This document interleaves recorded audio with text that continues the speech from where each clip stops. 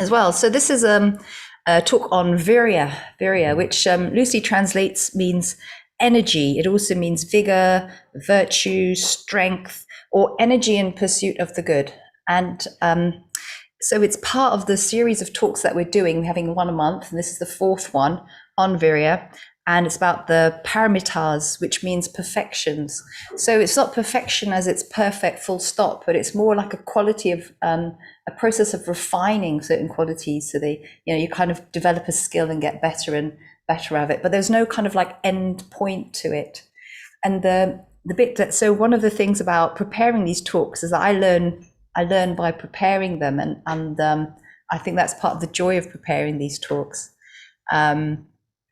All of us who have been ordained, I think pretty much, maybe, I don't know, pretty much all of us have to go through a Mitra study training course. So for example, on Sunday, tomorrow, we've got Buddha Day, and there'll be a couple of guys becoming Mitras, which means like a friend. It just means they make a commitment to just sort of get a sense that they're Buddhist, that they're going to follow the precepts, and that they see Triratna as being a place to practice. Is anyone Mitras here? I don't know. Yeah? Ooh. Hey, ooh. Okay, great. And two, that's great. Yes.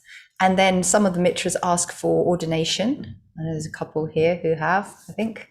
And part of that process then eventually, as it's witnessed your process of going for refuge to the three jewels, then you get invited to an ordination retreat and you become an order member. So why am I mentioning all that? Because it is a process of practice, like most things. And even though we have this process in Triratna, there's processes that you come in at different places. And although we are a particularly a kind of we are sort of like got a background of a context that's not quite fluent with the concept of past lives and reincarnation and rebirth in the Buddhist context, that is part of parcel of the process. So we're looking at perfecting these qualities over eons, periods of time. On the other hand, you don't know what you've done in previous past lives, so this might be the one where you kind of really feel it's flowing and it's quite fluid. So I think just bear that in mind as well.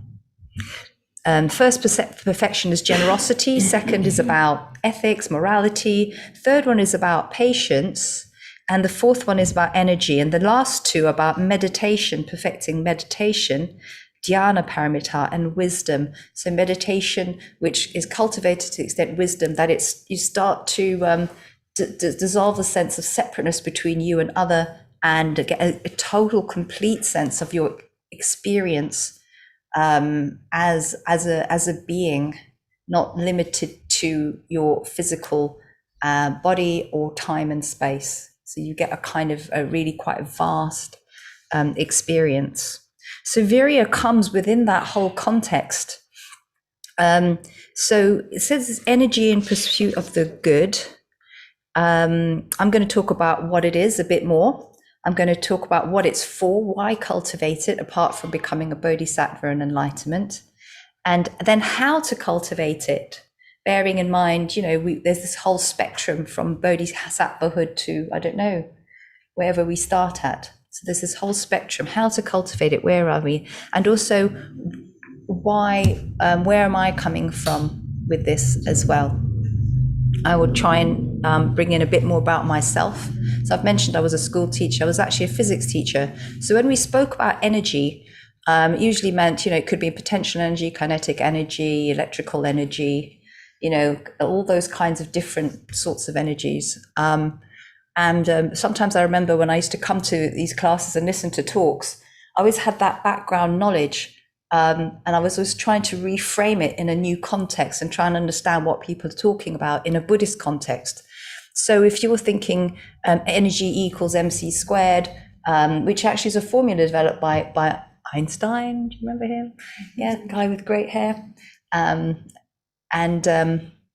essentially that formula is saying E equals mc squared. So what is c? C is the speed of light squared. And what is m? M is c squared is a constant. it's the speed of light, is supposed to be set. It's just a figure. So it's saying that your energy is proportional to the mass. Mass is matter. Matter is the number of atoms you've got in a particular object. And essentially, what that formula was pointing towards was the interconnectedness between matter and energy. And if you think, well, what is matter? And we probably brought up, maybe you were like me, that atoms are these sort of fixed things in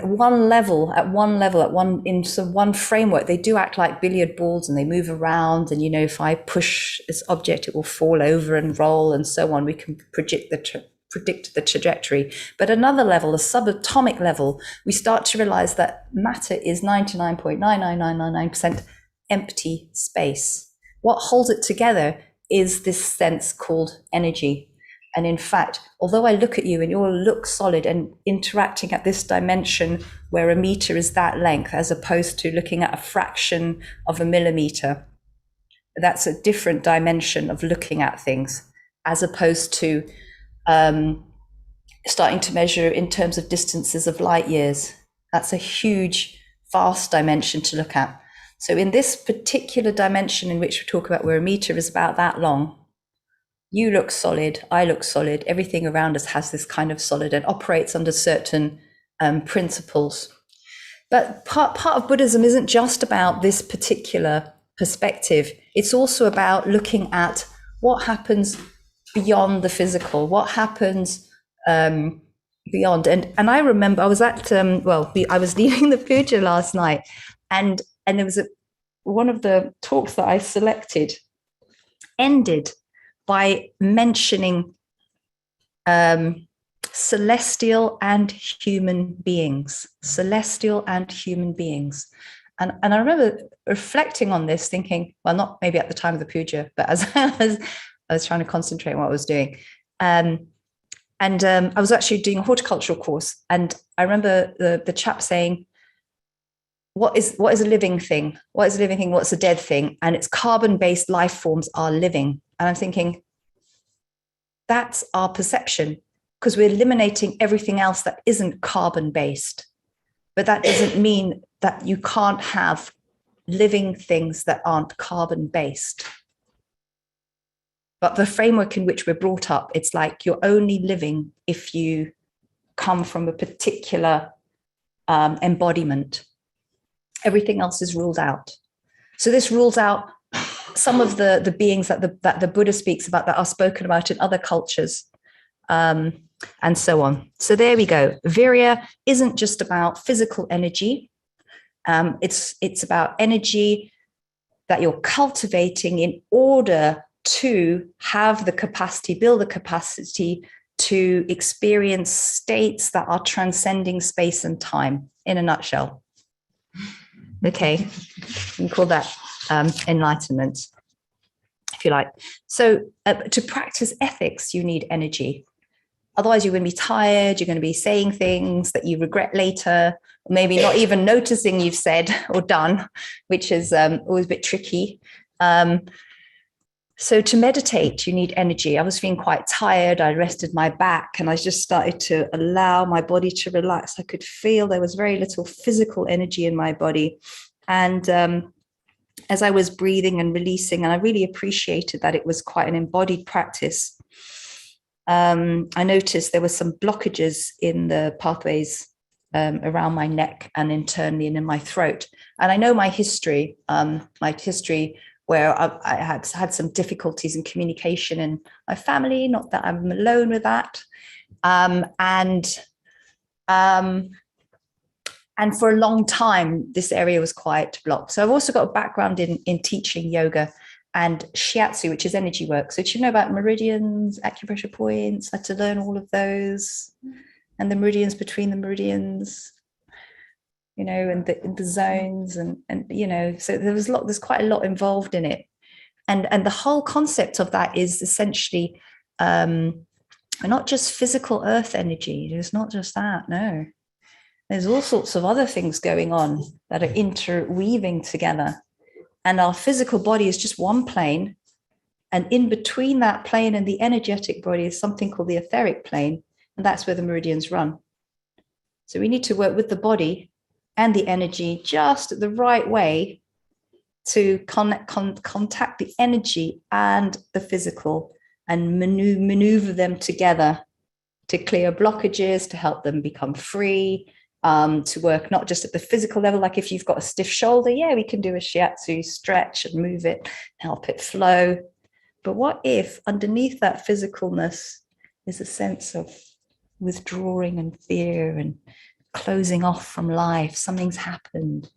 How can we support the energy to flow and open up so there's new possibilities? So that was also another level of shiatsu as well. And even more than that, what if you had some even deeper potential? How can we can support the body to be aligned? As we were doing in the meditation, feeling your breath, feeling yourself sitting here. What if those channels in you were so aligned with something? Then what would your life be manifesting? What would you be doing? How would you be talking? How would you be being in the world and with others? So this is all what Virya is about, using our awareness, not just physical, psychological, and different ways of describing something. Okay, so how to cultivate it? How to cultivate it?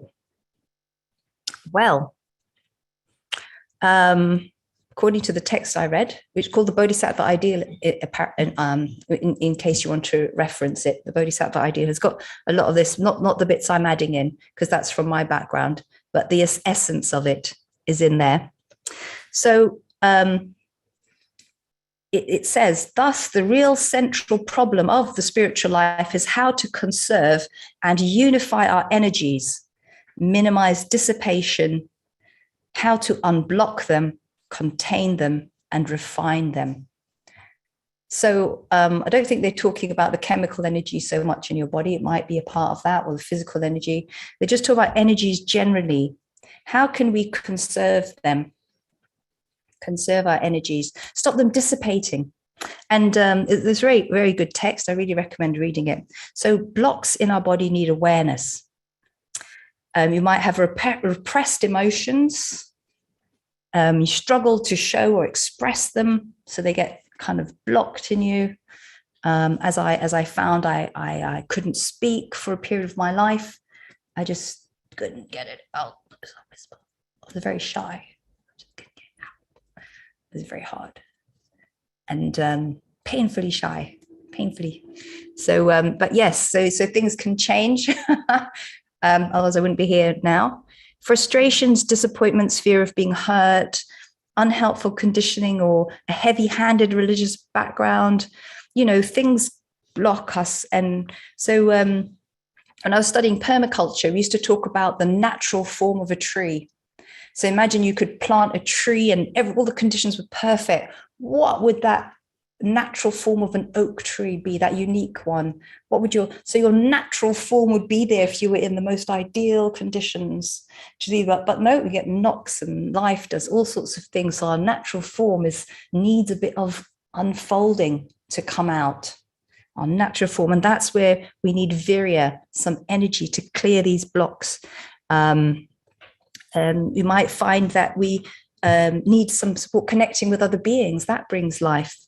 It might be that our work doesn't feel like it connects to a deeper part of us. So how can we, value that part of us that feels something, it wants to say something, and maybe something creative needs to come out. So that's a way of freeing our energy.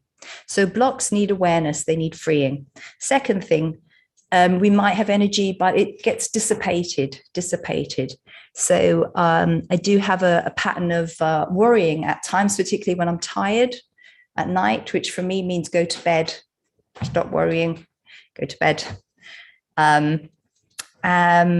So if you notice that you're indulging in thought patterns, like a kind of low-level grumbling, dissatisfaction, discontent, criticism of yourself or others, just know if that's going on, that's your energy kind of dissipating. In another area of my experience, I worked in Taoist esoteric yoga practices, and one of the things this course was called Fusion of the Five Elements, and it meant each element in was activated in particular organs which link to the meridians. And for example, in the heart, when your heart energy is flowing, you feel love, kindness, compassion. When it's blocked, you might feel hatred, or even just disinterest in others. You're not connecting with your heart. So if you noticed irritability, they said it was the liver energy, but it's not liver with a little L, as in Western anatomy liver. It's liver with a capital L, meaning a kind of life force energy that when it's creative, it wants to be creative, it wants to express itself. And when it's blocked, it comes out as frustration and anger. So you would you notice your anger or your frustration, and you would breathe it into your body, a bit like the Tonglen practice. And then you would use other parts of your energy centers to purify that anger. You wouldn't spurt it out. It was a waste of energy. Or your grief was a waste of energy. You would transform it and recycle it. So the practice was about recycling all your negative energies and transforming them into positive ones, so that you could just kind of not waste them. I thought it was quite a handy practice. The course did involve, which is kind of why I'm in True Ratna. It's much more nicer to my physical body. But the course would mean getting up at dawn in the rain, barefoot, going and doing Qigong out in the middle of nature, which was sometimes a bit, intense, but that was all part of the training, because we were Taoists. We were like, hitting yourself with sticks kind of thing, feeling your energy field glowing pre-breakfast. So maybe I could introduce that on retreats. We could see. So that was it. So it's yeah. So that was it. So don't waste your energy. Don't let it leak away. If you've got difficult emotion, find out what's underlying that. You might try something a little bit kind, like I was feeling hurt about something. I was thinking, why are you feeling so hurt? And then you come to that part of you that feels hurt. Try and give it some love and attention. Just listen to it. Like, why are you so annoyed? Why are you so grumpy? Come, talk to me. And I'll listen to myself. So I just sort of try and play with these parts, which is another aspect of psychology. And I work as an educational psychologist, so we get trained in all sorts of different methodologies, which is interesting in itself. And the last one, so unblocking your energy. Don't waste it, conserve it. And then what you've got, start to refine it. So one of the ways I waste my energy is running long distances. It's good up to a point, keeps me fit, but every now and again I get this impulse to sign up for a marathon or a half marathon. And as I'm running it, I sort of think, what a waste of energy. Like, what am I doing? It's usually after about the third hour. What am I doing? Apart from the fact that I've guzzled loads of glucose drinks and electrolytes and carb loaded for 2 days and drank loads of water, and then I just run. And it's like, why? And actually then the exhilaration hits in. And then when you get to the end, you just feel so amazing. It's like, yes, when's my next marathon? But that's not really refining one's energy. I think I'd like to find another way to, so sometimes I fundraise when I run. I sort of feel a bit better when I do that. But how can we cultivate Virya? And this is the bit that I found made me really sort of try and reflect a bit deeper. How can we refine that energy? You've noticed where it's blocked, okay, my throat. Do a lot of yoga stretches, open up, try and sit up straight, release the back of my neck, breathe, keep my deep breath. breathing's quite important. You can get quite a lot of energy. Think about my thoughts, don't dissipate, come back to the heart, transform it into something more positive, and then bring it into the body, store it in your Tantien. And you get, and then distribute this energy through the meridians. Okay, it's like, now, where is my heart? What is guiding me? What am I? Where am I going? And I think this took me deeper into trying to work at my relationships with people, going on retreat, deepening my meditation practice.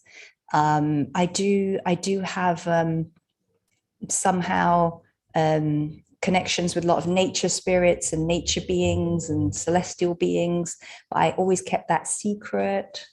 Combination of having a Catholic upbringing where it's just like, ooh, and a scientific being that's like, that just doesn't happen. It's like, this shouldn't be, it's wrong for that to happen, versus you're just totally imagining it.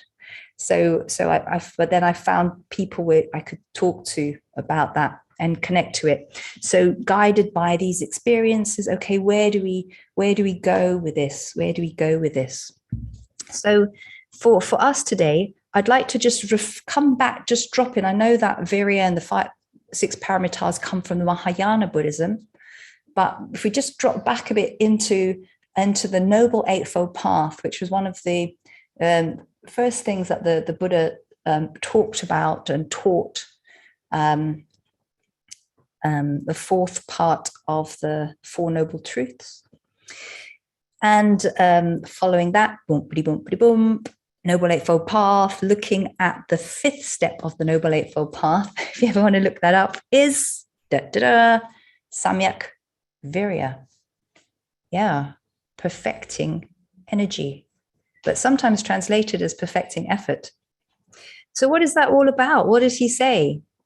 So from the Pali Canon translation, one makes efforts to abandon wrong view, and the other 4 to acquire right view, and the other 4, this is right effort. So try and let go of seeing things as separate, and it's all about, what you want to do, and you're disconnected from the rest of the world. Okay, that's right view. Try and let go of some of the sense of solidifying a sense of self. For example, there's a lot to right view. And then try and explore. Here, a bhikkhu, that means someone who wants to train in these, maybe we're all bhikkhus in our own way, awakens desire for, number 1, the non-arising of unrisen, evil, unwholesome states. They really translate these things in a way that you were like, what? The non-arising of unrisen, evil, unwholesome states. So if you just think about your life, if you were going to go and do something, that the consequence of that is going to not be good for you, don't do it. Basically. So if, for example, or if I know, for example, I was thinking simply put, if I know I go to bed late, I will be tired and grumpy. So go to bed on time. Put your effort into going to bed on time. If I don't spend some time by myself, if I overwork and do lots of things and rush around, I will get scattered and I will lose track of what I really want to do with my life. So make time to have time by myself, mooch around the house, go for walks. Sometimes I think that's why I run. It's time by myself. I love it. Canal, birds, trees, butterflies, dogs. Yeah. So that's non-arising of unrisen, evil, unwholesome states. Do what you know doesn't make difficult things happen. And then if difficult things do happen, one gets grumpy or whatever, or annoyed, abandon it. So when I was doing my yoga training, there was this thing called japa. Okay, so what does that mean? So it means you just sit and you notice a thought comes up, then another thought comes up, And then, and then there was a just cut the thought. Like, what? Just abandon it, cut it. Give it a go. Meditate. Thought comes up. Cut it. Boom. Wow. Another thought. Boom. Snip it. Just cut it. Just stop it. And that's what we practiced that for a bit. Incredible. Japa practice. It's so empowering. Most of the time, my thoughts are coming thick and fast, like some kind of deluge. And, you feel a bit like overwhelmed by them.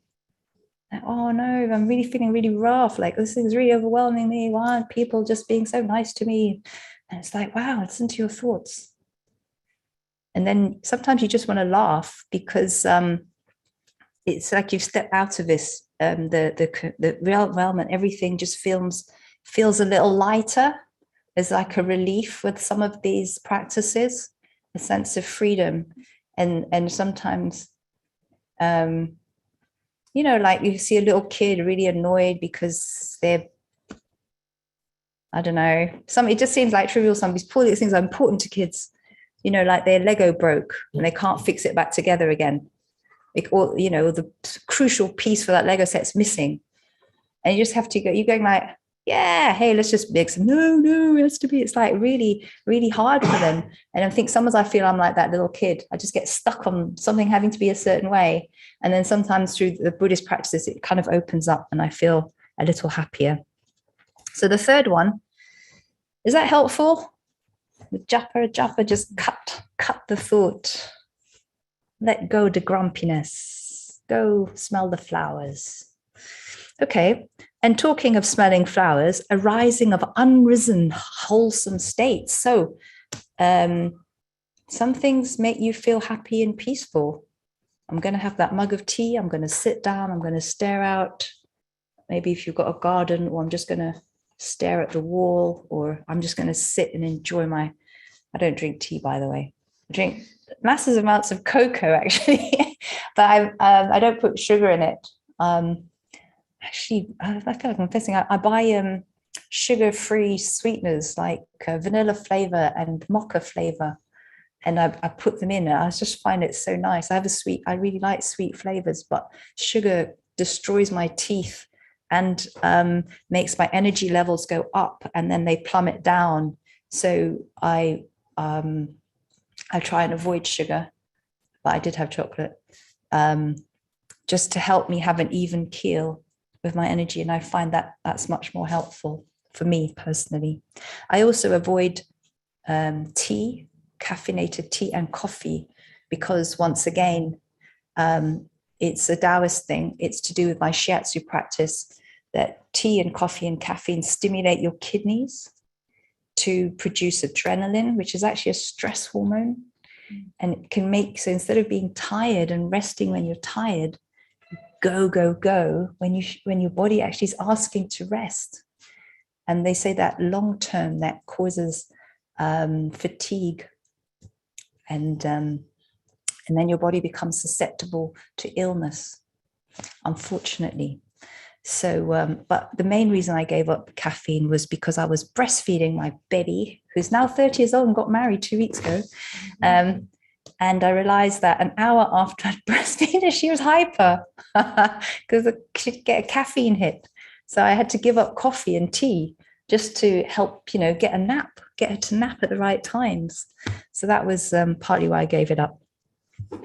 So abandoning unrisen, arising, the desire for arising of unrisen, wholesome states. If you know that something is going to be beneficial for you, help it arise. So I don't know if you can guess what the fourth thing is.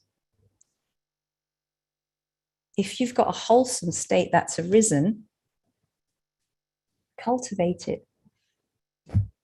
If you're feeling a moment of empathy with someone, notice it, and resonate with that empathy. If you notice someone does something kind, and part of my mindfulness teacher practice is started to make me reflect on how our brains are wired and our neurology, which was also arising from my shiatsu anatomy and physiology training. So in order to survive, we need to be much more aware of things that are dangerous to us. The only thing is, it means that things that are beautiful and wonderful, they don't stay in our memory as effectively. So we have to kind of make an effort to notice them. So for example, one of my practices with this fourth part is, if I see a rose or a flower, even if I'm rushing, try to stop and smell the roses. I know they say that's a saying, isn't it? Try and stop and smell the roses, but literally do it, practice it as a practice. It does take a split second more. You get the rose scent, you savor it, and then you carry on rushing through your day. But just that pause and smelling the roses, especially this time of year, just for that moment, there's something shifts, and I just suddenly see the colors of the flowers around a bit more, the traffic noise, the things that are worrying me disappear just for that moment. So yeah, so that would be it. Yeah, so there you go. Perfecting energy, directing it for enlightenment.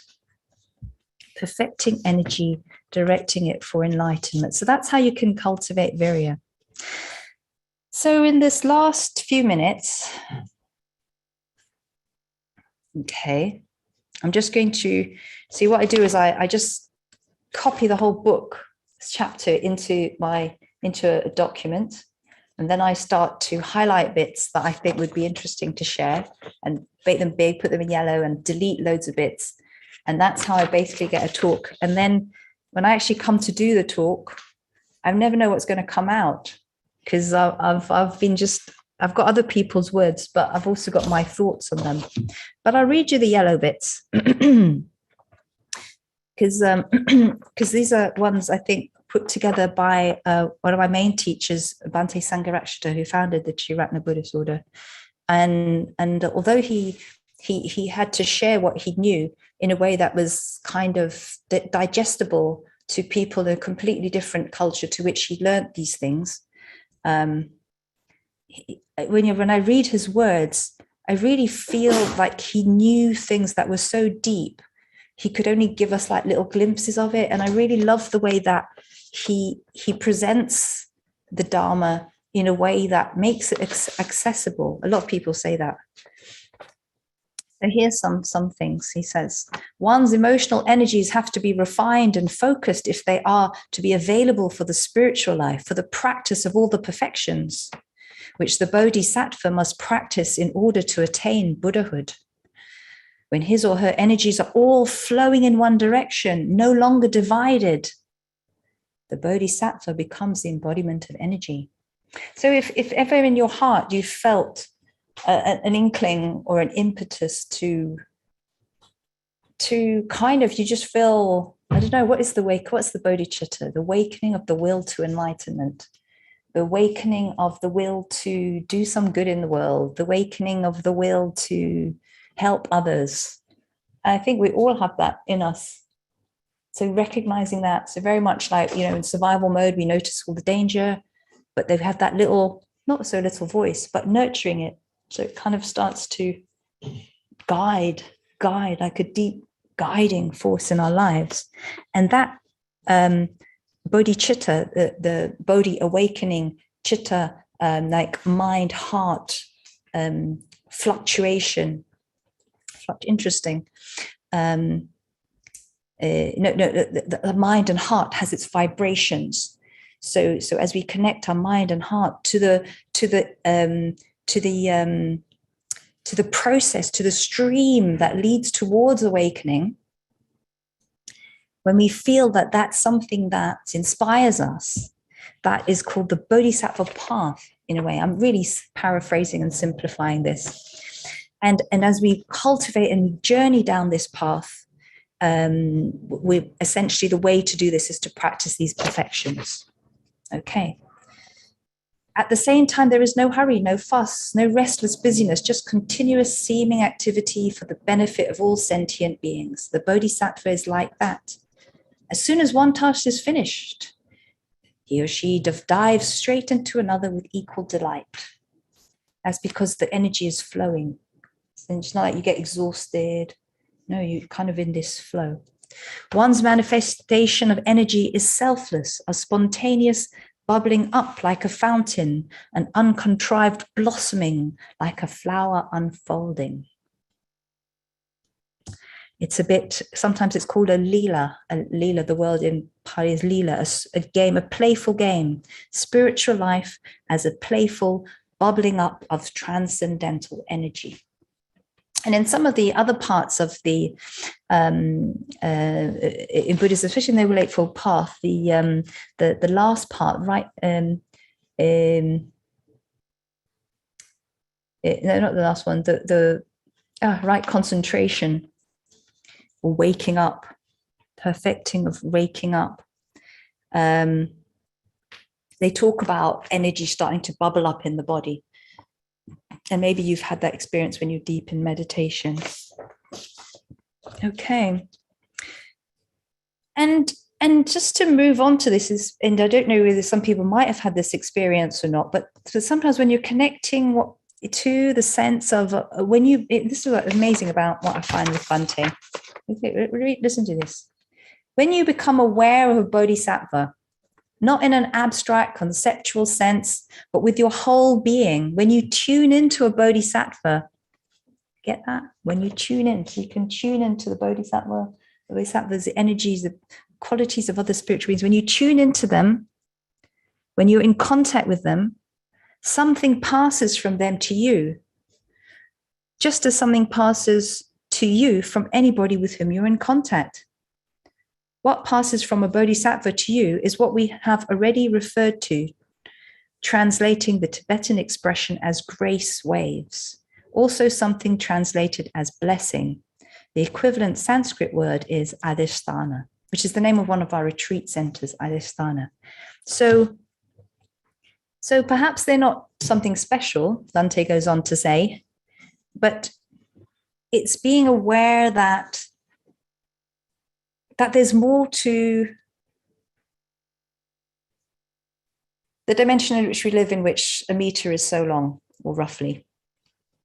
That there is this other experience where matter and energy are interchangeable. And even out of that, if you go deeper into quantum physics, it becomes more and more mysterious, where they can take a particle and alter it, and it doesn't matter where it is in time and space, another particle is altered. Is such an interconnectedness that is so interwoven into everything that exists. And I think the mind boggles, I think. Well, it's not meant to be conceptualized or held in the mind. It's an experience that can't be held in our conceptual understanding. Okay, and then finally, I will end with a quote from Indian mystic Sri Ramakrishna, which he likened to this sense of flowing with your energies as going out in a rowing boat. At first, one has to make a lot of effort. It's quite a strain, especially when one's rowing against the stream.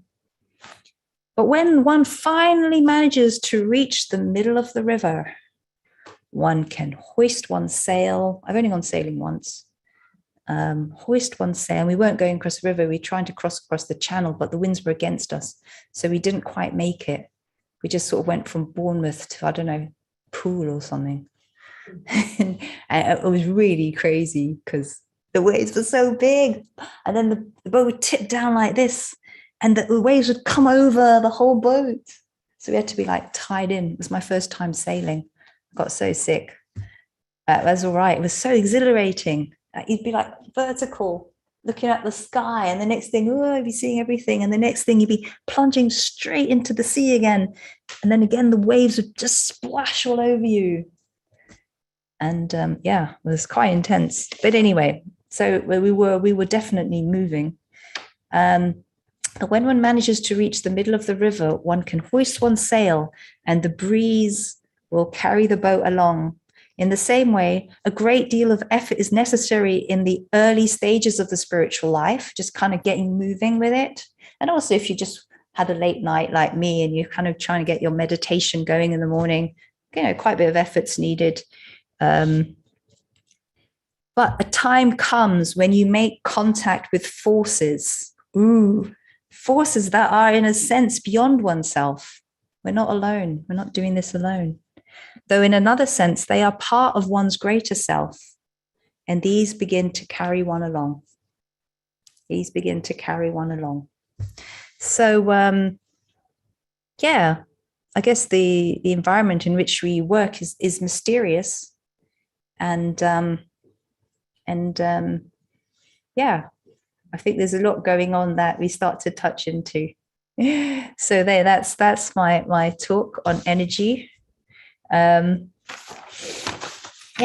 covered what energy is, what it's for, how to cultivate it, and I've thrown in bits about my own experience and ended with hopefully a sense of that it isn't just about physical energy or our own energy. There's also something else that is touches on the transcendental that can and you might experience that if you ever do, as waves of grace and blessing coming into our lives. Yeah, and that's part of mystery. Thank you very much. Thank you. You're welcome. Yay.